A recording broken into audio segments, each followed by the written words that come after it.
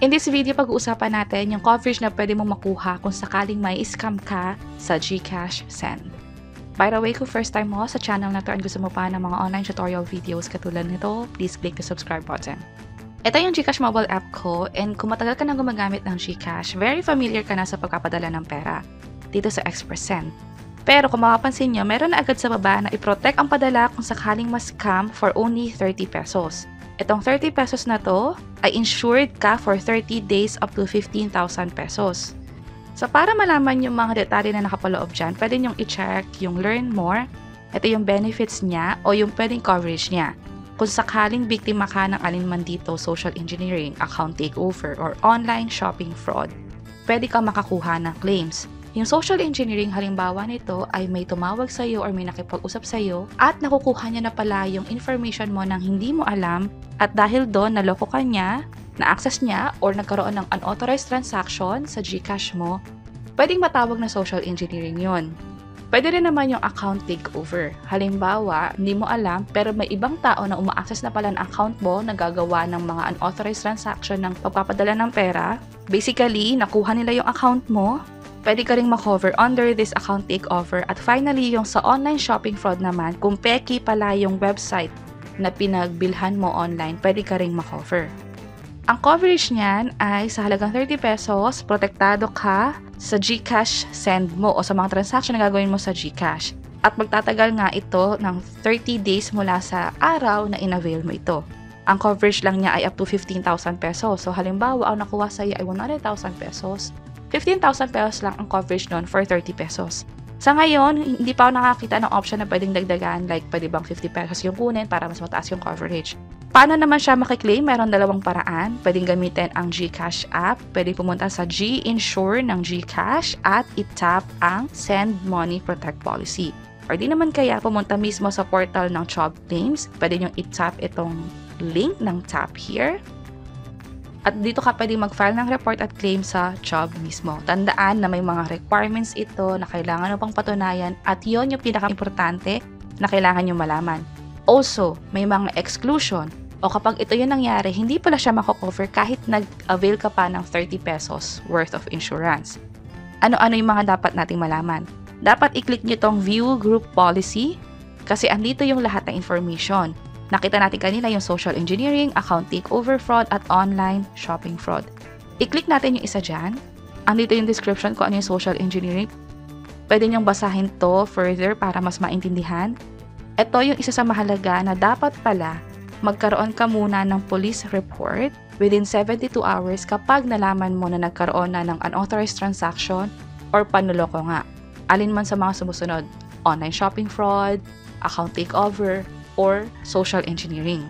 At bukod pa dun sa police report, dapat i-inform mo rin within 72 hours na nagkaroon na nga or nalaman mo na nga yung panloloko na nangyari sa'yo.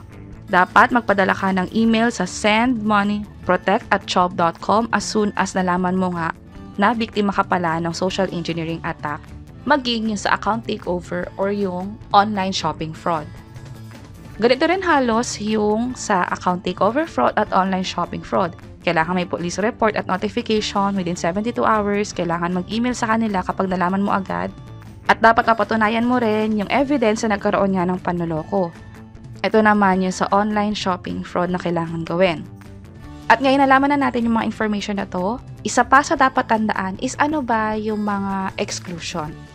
Ito yung mga insidente na kung sakali nangyari na pala siya is hindi mo ma-avail yung claim. Para sa social engineering attack, ang halimbawa nito ay nag-transfer ka from business account, hindi siya covered. Nagkaroon ka ng advance fee fraud dahil may pinangako sa yung may makukuha kang pera. Para ma-withdraw mo yung perang ina-expect mo, dapat mag-transfer ka muna sa kanila. Ito yung halimbawa nun. Unfortunately, kapag ginawa mo yun, possible hindi ka rin makapag-claim. Para naman sa account takeover fraud, ito naman yung exclusion niya.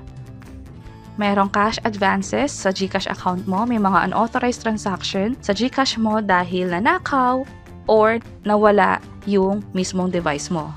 Nagkaroon din ng unauthorized transaction more than 2 weeks prior doon sa first reporting mo. So maganda talaga na kapag nalaman mo na nagkaroon ng fraud, i-report mo na kaagad. That's why kailangan din aware tayo kung ano yung nangyayari sa GCash account natin. Pwede natin i-check yung GCash transaction history or yung mga notification na may receive natin dito sa GCash app. Marami pang iba rito katulad ng transaction na nangyari dahil na-access yung OTP mo. So, never ka talaga magbibigay ng OTP. At ito pa yung dapat nating mas basahin pa kasi kahit anong unauthorized transaction dahil sa virus, data hack, or malware, dahil sa pagkakanakaw or maling paggamit ng kahit anumang data from financial institution, merchants, retailers, and payment system providers, hindi rin siya mako-cover or nakalagay siya dito sa exclusion. Para naman sa online shopping fraud, ito naman yung mga exclusion niya. Kung sakaling nagkaroon ka ng payment in form of cash, cryptocurrency, katulad ng bitcoins, voucher reward, pwedeng hindi rin siya makover. Unauthorized transaction din sa GCash account due to pagkaka-clone ng GCash account. Ito yung parang nagaya yung mismong GCash account mo. Hindi rin siya possible makover. So, ang daming exclusion dito. Meron pang general exclusion na tinatawag. Kung nagkaroon pa ng ibang incident, prior dun sa na-report mo, possible hindi rin siya makover. Kung nagkaroon ng concealment or misrepresentation, hindi rin siya makover. Kung nagkaroon ng unauthorized transaction due to war, invasion act, at marami pang iba, hindi rin siya makover. Etong sa pinakahuli, mas magandang basahin to kasi any loss resulting from gambling, lottery, contest, promotional game, or other game of chance, hindi rin siya mako-cover. So, itong binasa natin or gino through natin ng very quick ay nandito rin sa app ng GCash.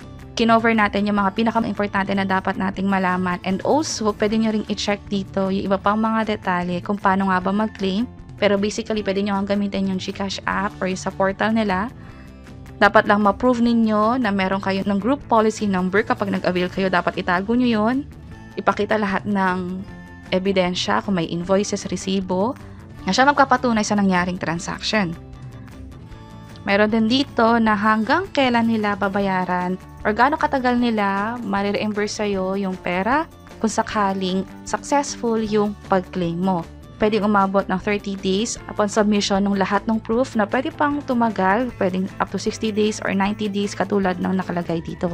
Pero case-to-case basis din. So, pwede nyo itong i-check pa further kung interesado kayong i-avail yung insurance. Pero tandaan na may mga gagawin din kayo. Kailangan nyo mag-file ng police report, kailangan nyo mag-notify, at may time limit yan. Within 72 hours kapag nalaman nyo yung incident. Also, yung mga exclusion na kapag may nangyari na palang unauthorized transaction in the past, possible hindi rin kayo makakuha ng claim. Pero again, depende yan sa magiging sitwasyon or sa pagkaka-assess ng job. Kung may ibang karagdagang question, pwedeng mag-reach out sa GCash. Meron silang GCash Help Center. At mag-inquire bago mag-avail. And that's it. Pero importante na talagang alagaan natin ang GCash account natin. Huwag tayo basta-basta mag-click ng mga link at huwag magbibigay ng OTP kahit kanino. Sana nakatulong tong video na to. Kung pakiclick ang like button at para sa iba't ibang tutorial videos, pwede nyo i-check itong mga nasa baba. Sana makatulong and see you sa mga next videos. Bye-bye!